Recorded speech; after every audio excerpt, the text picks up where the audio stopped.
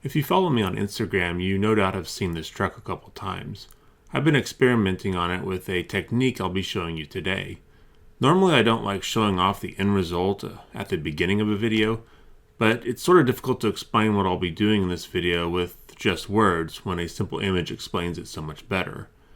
What you're looking at here is a multi-layered weathering technique I've been working on. What you see is not achieved with any paint. In fact, what you're looking at is the raw die-cast metal with a small amount of weathering powder and clear coat over the top. Previously, to get this sort of effect, I had to layer paint and use a chipping method. I really wanted to find another way of achieving this without having to build up layers on the surface and instead sort of use the real estate of the metal itself. The goal for this 56 Ford truck is a heavily weathered barn find sort of look. It will be in many ways over-weathered, but this is more for me to be able to show you the process and less about making it perfect custom. At the end of this video, I've done another truck where the effect is used much more sparingly and in more detail for those of you who like longer videos. This first truck is more about showcasing the process, so let's get started. The first thing I'll do is take the truck apart and remove the paint. It's not super important to remove all the paint here. Small specks of paint here and there will actually add to the overall look. Next, I'll mask off the doors and other parts of the truck and paint them different colors. This gives the truck that Frankenstein look. Now, I used acrylic here, and that was not the best decision, as acrylic allows water to penetrate through it. I really should have used enamel in hindsight, but this will work for this particular truck. Here again, the paint job doesn't need to be spectacular or anything. These are just base coats that will be mostly covered up in later steps.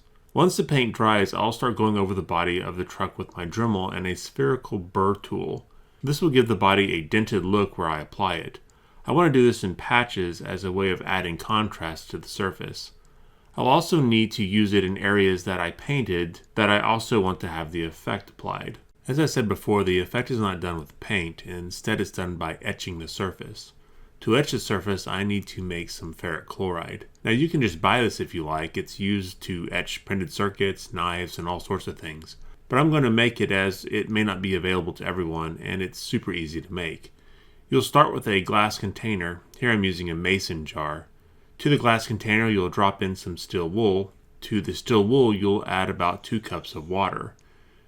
Then you'll add a cup of muriatic acid, also known as hydrochloric acid. In the US at least, you can buy this at any pool supply store and in most hardware stores. And yes, it must be hydrochloric acid, you can't substitute other acids. Also, you should wear gloves and safety glasses, unlike the bad example I'm setting here. Another note, don't store HCl indoors or even in a garage. It's a gas suspended in water and tends to escape the cheap containers it's stored in. The gas will escape the container and then mix with the moisture on metal objects in your house or garage and, well, everything in the room will start to rust. The acid will dissolve the steel wool and you'll need to keep adding steel wool until no more dissolves. At this point you can start adding 3% hydrogen peroxide. You'll notice that the color of the solution changes, indicating a reaction has occurred. Keep adding small amounts of hydrogen peroxide until no more reaction takes place. For me, that was about a cup. And just like that, you've made ferric chloride. Congratulations. This can be stored in a garage if you like, but keep in mind that it's extremely corrosive, and obviously not something that you would want to ingest or have splashed on your eye or on your skin. So do as I say and not as I do. Once the ferric chloride is made, you can immediately start to use it by submerging the die-cast item in it. I like to use hemostats for this as the solution will not affect the stainless steel. How long you leave the item in the solution depends on how weathered you want the final look to be. If it's not obvious, the ferric chloride attacks the die-cast metal with a vengeance, so a few seconds is probably all you need for the first dip. Once done, the model is dropped into water to wash off the solution and then allowed to dry. You can see here how it looks right after it's dried. It turns the die-cast metal a sort of grayish red color resembling rust. I want to preserve this and also move on to the next step, so I'll set this layer with some Tester's matte clear coat and then set the item aside to dry. The next part is where the layering comes in. I have just protected all the metal on the truck with the clear coat. If I place it in the solution right now, nothing should happen. So what I will do is use the burr tool on my Dremel to remove the clear coat in the areas that I want the layered effect. Looking up pictures of heavily weathered vehicles is a good way to get some ideas of areas that tend to rust away. Once I've gone all over the truck with the burr tool, I'll then place the truck in this solution again, but here I'll leave it in for a few minutes. This will allow the solution to etch into the metal that I exposed while doing nothing to the areas covered in the clear coat. The result will be a layered effect on the areas that I removed the clear coat. Now if I wanted, I could keep going and clear coat again and then remove the clear from the areas I previously etched. This will give 3 layers to these areas, and if I kept going, eventually I could eat a hole right through. I should note that however long you leave the metal in the solution dictates how deep the layer will be, so if you only want a very mild look, you should only leave it in for a few seconds. Now that I have the etching done, I can go ahead and show you how I finished off this truck. After the second dip, I reapplied the tester's matte clear coat to protect the newly etched areas. A user on Instagram recommended an India ink wash, so I thought I would give that a try. This is made by mixing India ink with some isopropyl alcohol. The more alcohol you add, the thinner the wash.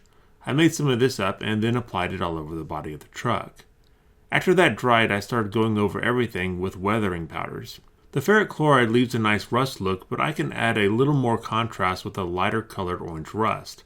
This rust represents fresh rust, while the darker color represents old rust. This is all just personal preference. You can use whatever weathering technique you prefer. For the windshield, I decided to go with Troy Grant's spiderweb shattered glass effect. This takes a little bit of practice, but really looks good once you get the hang of it. I'll leave a link to his video on this subject below if you're interested. The internal plastic is all chrome, so I'll go over it with some acrylic black, except for the engine and grille. These areas I'll only apply a small amount of paint to tone them down a little bit so that they're not so shiny and thus more realistic. While the paint in the back is still mildly tacky, I'll apply some weathering powder to give it a rusty look. I'll also add some black acrylic to the base and wheels, just to give them some age. Last I'll add in some small details with a chrome pen, including the headlights and exhaust. I'll then use a toothpick and some red enamel to paint in the taillights. At some point I'll probably change out the wheels on this truck to something different. I went with what was on it for now, as I couldn't find any wheels I really liked at the time I was shooting this video. I might also fog the window. I haven't done that yet, as I still haven't decided on the final look for this truck. I might drop it in a diorama in the future, in which case I probably will remove the window and the wheels, but that's for another video some other day. For now, I hope you can see how this layered effect works, especially if you really go crazy with it. So let me know what you think about this process below, and as promised, there's more video to come. If this is where you leave, then thanks for watching, and I'll see you next time.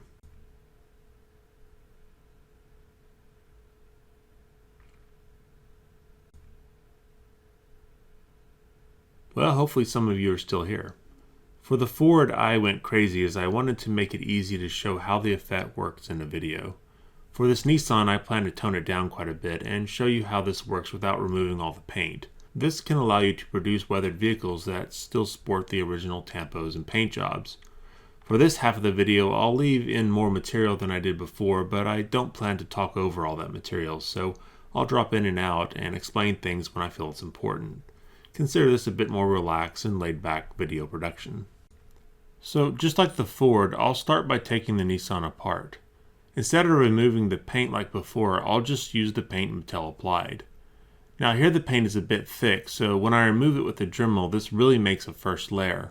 On the Ford, I painted with acrylic, and that paint was much more thin compared to the enamel Mattel uses, so I really couldn't use it as a first layer. Acrylic was a bad choice, as I said before, as liquids can soak through it. If you've ever done paint chipping effects, it relies on the fact that water can get through the acrylic layer to wet the chipping fluid below it. Anyway, the acrylic kept bubbling up as the ferric chloride could soak through it. That's why the paint on the Ford doesn't look all that great in the final product. This Nissan won't have that problem as the paint is impervious to water.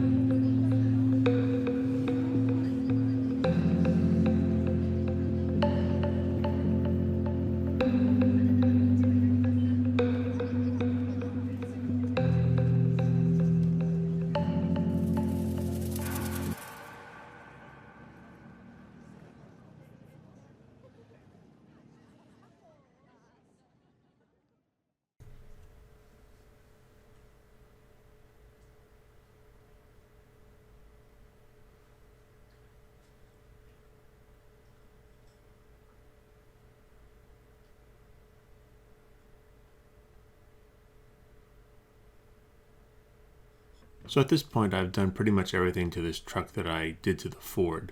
The only real difference is that I applied a lot less of the effect this time around. I didn't show the clear coating steps here, but after each acid dip the truck was washed and allowed to dry. Then a matte clear coat was sprayed on to set each layer. I used the India ink wash here again, but used a paper towel to remove most of the wash on the painted parts of the body as I felt it was going a little bit overboard. Next I'll do some paint streaking. I'm not the best at paint streaking at this scale. I can pull it off to some degree, but it's an art I feel I need more practice in. And of course I'm really not that great trying to apply it on camera. That being said, I'll do my best to go over the body and add in rust streaking where appropriate.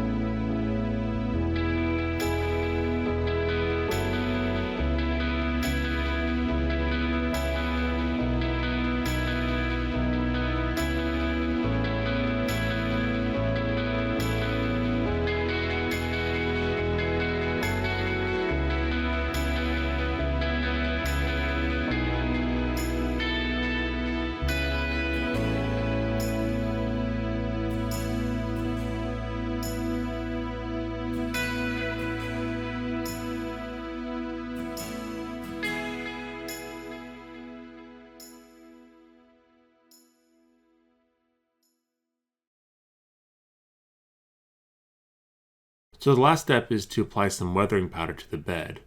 Later I'll probably be making some items to put back there, some pallets or some hay bales for example. I just need to get around to making them. Hopefully all this made sense. Earlier I used some of the burnt umber ink to shade in the lower half of the truck with an airbrush. This was to add some color and generally gives the truck that dirty junker look. The base and interior were painted black and I used the chrome pin on the door handles. Some small simple details. Well, hopefully you've enjoyed this video and the extra content I put in it. I won't be doing this for every video, but I will try to put in extra content when I can. I know a lot of you have been requesting that. If you have any questions or comments, then please leave them below, and as always, thanks for watching. See you guys next time.